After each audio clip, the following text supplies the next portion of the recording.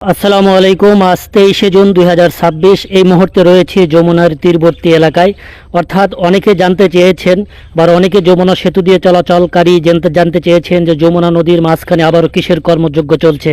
দেখা যাচ্ছে বিশাল বিশাল ক্রেন এখানে দাঁড়িয়ে আছে।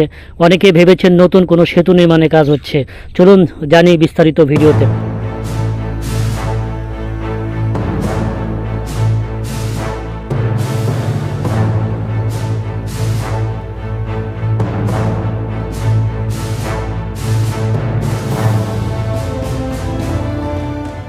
যমুনা নদীর বুকে এখন দেখা যাচ্ছে এক ভিন্ন দৃশ্য।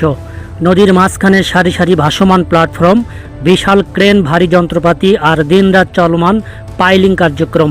যমুনা সেতু দিয়ে চলাচল করে হাজারো যাত্রী নজর কেড়েছে এই নির্মাণ কাজ। অনেকে জানতে চাইছেন যমুনা নদীর মাঝখানে আসলে কী নির্মাণ হচ্ছে। প্রথম দেখায় অনেকেই মনে হতে পারে এটি হয়তো নতুন কোনো সেতু নির্মাণের কাজ, তবে বাস্তবে এটি দেশের বিদ্যুৎ খাতের অন্যতম বৃহৎ অবকাঠামো প্রকল্পের অংশ। যমুনা নদী অতিক্রম করে নির্মাণ করা হচ্ছে উচ্চ ক্ষমতা সম্পন্ন বিদ্যুৎ সঞ্চালন লাইন, যা দেশের উত্তরাঞ্চল এবং মধ্যাঞ্চলের বিদ্যুৎ ব্যবস্থাকেও আরও শক্তিশালী করবে। এই প্রকল্পের আওতায় যমুনা নদীর উপর দীর্ঘ বিশেষ ট্রান্সমিশন লাইন নির্মাণ করা হচ্ছে। নদীর দুই তীর এবং মাঝখানে স্থাপন করা হবে বিশাল আকৃতির ট্রান্সমিশন। এসব টাওয়ারের উচ্চতা হবে বহুতল ভবনের সমান, যাতে নিরাপদভাবে নদী অতিক্রম করে বিদ্যুৎ সঞ্চালন করা যায়। যমুনা নদী বাংলাদেশের অন্যতম প্রশস্ত এবং গতিশীল নদী। বর্ষা মৌসুমে নদীর প্রবল স্রোত, ভাঙ্গন এবং তলদেশের পরিবর্তনের কারণে এখানে স্থায়ী কাঠামো নির্মাণ করা অত্যন্ত চ্যালেঞ্জিং। এজন্য টাওয়ারগুলোর ভিত্তি মাটির অনেক গভীরে স্থাপন করা হচ্ছে। নদীর তলদেশে বসানো হচ্ছে টিউব পাইল, যা কয়েক দশক ধরে প্রবল স্রোত ও প্রাকৃতিক দুর্যোগ সহ্য করতে সক্ষম হবে। নির্মাণ কাজের জন্য নদীর মাঝখানে অস্থায়ী প্ল্যাটফর্ম তৈরি করা হয়েছে। সব প্ল্যাটফর্মে অবস্থান করে প্রকৌশলী শ্রমিকরা পাইলিং, ফাউন্ডেশন নির্মাণ এবং টাওয়ার স্থাপনের কাজ করছেন। দূর থেকে যেগুলোকে ছোট দ্বীপের মতো মনে হয়, বাস্তবে এগুলো এই প্রকল্পের অস্থায়ী কার্যক্রম।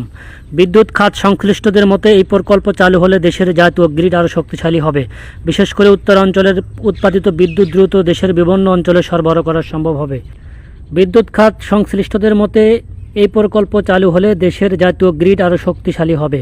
বিশেষ করে রূপপুর পারমাণবিক বিদ্যুৎ দ্রুত দেশের বিভিন্ন অঞ্চলে সরবরাহ করা সম্ভব হবে। এছাড়া বড় বিদ্যুৎগুলো থেকে উৎপাদিত বিদ্যুৎ সারা দেশ সঞ্চালনের ক্ষেত্রে এটি গুরুত্বপূর্ণ ভূমিকা পালন করবে। বর্তমানে যমুনা নদীতে যে পাইলিং কাজ দেখা যাচ্ছে, এটি প্রকল্পের সবচেয়ে জটিল এবং গুরুত্বপূর্ণ ধাপগুলোর একটি। কারণ নদীর গভীরে শক্তিশালী ভিত্তি নির্মাণের উপরে নির্ভর করছে পুরো ট্রান্সমিশন লাইনের স্থায়িত্ব ও নিরাপত্তা। সংশ্লিষ্ট সূত্র বলছে, প্রকল্পের কাজ দ্রুত গতিতে এগিয়ে চলছে। পাইলিং সম্পন্ন হওয়ার পর ধাপে ধাপে স্থাপন করা হবে বিশাল ট্রান্সমিশন টাওয়ার। এরপরে টানা হবে উচ্চ ক্ষমতার বিদ্যুৎ সঞ্চালন তার, যা দেশের বিদ্যুৎ ব্যবস্থায় নতুন মাত্রা যোগ করবে। একসময় যমুনা নদী পারাপারের জন্য মানুষকে ফেরির উপর নির্ভর করতে হতো। পরে নির্মিত হয়েছে যমুনা সেতু, এরপর যমুনা রেল সেতু, আর এখন এই নদীর বুকেই গড়ে উঠছে দেশের অন্যতম গুরুত্বপূর্ণ বিদ্যুৎ সঞ্চালন অবকাঠামো। অর্থাৎ যমুনা নদী যোগাযোগের নয়, দেশের জ্বালানি বিদ্যুৎ ব্যবস্থার একটি গুরুত্বপূর্ণ কেন্দ্রবিন্দুতে পরিণত হয়েছে।